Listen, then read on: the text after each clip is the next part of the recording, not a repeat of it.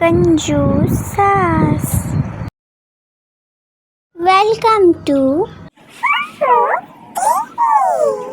प्यारे दोस्तों, क्या आप लोगों ने मुझे सब्सक्राइब कर लिया?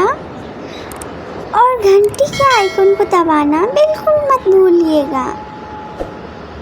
सोनपुर की कहानी है। रानी देवी अपने 2 बेटे के साथ, सुबु गोपन और 2 बहू के साथ, रिंकी और पिंकी के साथ रानी देवी रहती थी। वह बहुत कंजूस थी, इसलिए दोनों बहुएं अपनी सास से परेशान रहती थी। एक दिन, मम्मी जी आज खाने में क्या बनाऊं? मौसम बहुत ज़्यादा सुहाना किया हुआ है और कुछ झाल चटपटी खाने का मन कर रहा है। एक बहू, मौसम का क्या है, अभी बारिश हो रही है, अभी रुक जाएगी, लेकिन एक बार पैसे खर्च कर दो तो वापस नहीं आएगी, इसलिए जो किचन में दाल पड़ा हुआ है ना, उसी बना लो। और हाँ, चावल ज़रा कुकर में लगा लेना ताकि जल्दी हो जाए। हांडी में तो देर लगती है ना, 2-3 सीटी मारने से ही चावल गल जाएंगे तो गैस की बचत हो जाएगी। सब्जियाँ तो देखो ज़रा, आसमान छू रहा, इतनी महंगाई बढ़ गई है ना। और मुँह का क्या है, ये तो चटकराई चीज़ खोजता रहता है। चटपटी चीज़ों का क्या है, मैं तुम्हें 5 रुपए के कुरकुरे ला देती हूँ, वो भी तो चटपटी चीज़ है ना, खाकर मज़ा आ जाएगी। बहू, क्या ये सब खाना, पैसे खर्च करना, जाओ जो है बना लो। रिंकी गुस्से से किचन में चली जाती है। क्या हुआ जी, क्या ऑर्डर आया है? माँ जी क्या बोली?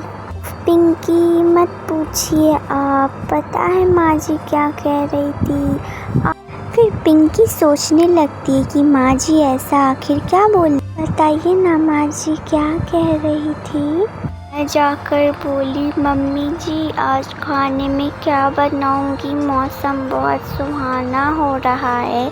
तो मम्मी जी कह रही थी जो दाल पड़ा हुआ है वही बना लो, मौसम का क्या भी ठीक हो जाएंगे, लेकिन पैसे जो खर्च करूंगी वो वापस नहीं आएंगे। ऐसे बारिश में मेरा कितना मन था कुछ चटपटा खाने का, तो कह रही है क्या कि मुझे 5 रुपए की कुरकुरे ला कर दे देगी, वो खाने के लिए कह रही थी मुझे। वो भी तो चटपटा ना, खा लोगी मन भर जाएगा। हाँ, पता नहीं कैसी किस्मत है जो यहाँ पर मेरी शादी हो गई। क्या कहूँ अब किसको, कोई सुनने वाला भी तो नहीं है ना।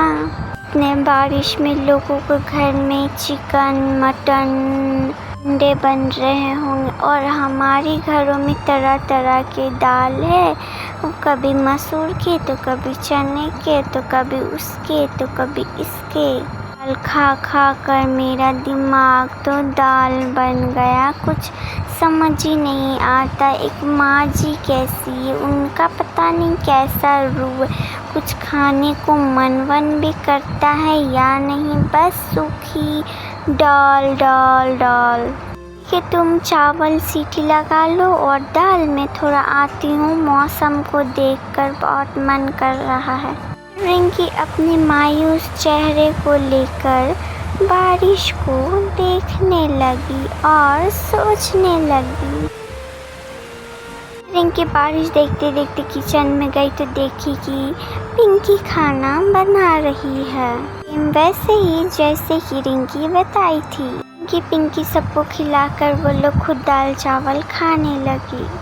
यार रिंकी, रोज रोज दाल चावल बना देती हो, बिल्कुल भी मन नहीं करता है खाने का।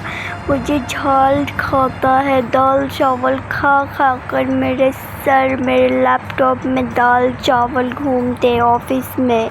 जी सुनिए, आप मुझे ये सब बात बोली ना बोलकर अपनी माँ को ज़रा समझाइए।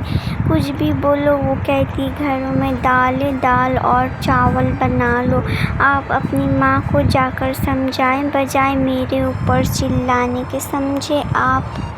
अच्छा ठीक है रिंकी, मैं माँ को समझा दूँगा। मुझे नहीं खाना अभी, हम लोग जा रहे दोनों भाई बाहर पानी पूरी खाने के लिए। फिर दोनों ही भाई बाहर चले जाते, गोपुन और शोभू पानी पूरी खाने के लिए। अरे पिंकी बहू, शोभू गोपुन दिखाई नहीं दे रहा है, कहाँ गया है दोनों? बताओ क्या हुआ बहू? वो दोनों ही पानी पूरी खाने के लिए बाहर गए हैं। मेरी मम्मी जी, मेरी कॉल आ रही है। हेलो, मैं डॉक्टर MS बोल रहा हूँ।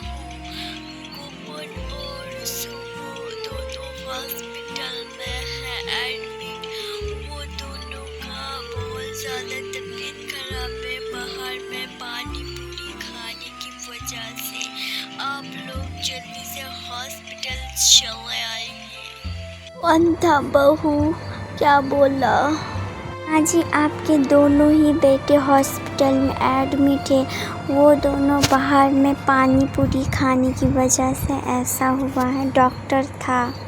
क्या सब मेरी वजह से हुआ है बहू? मैं ही बहुत ज़्यादा कंजूसी कर रही थी, इसलिए मेरे साथ ऐसा हुआ है।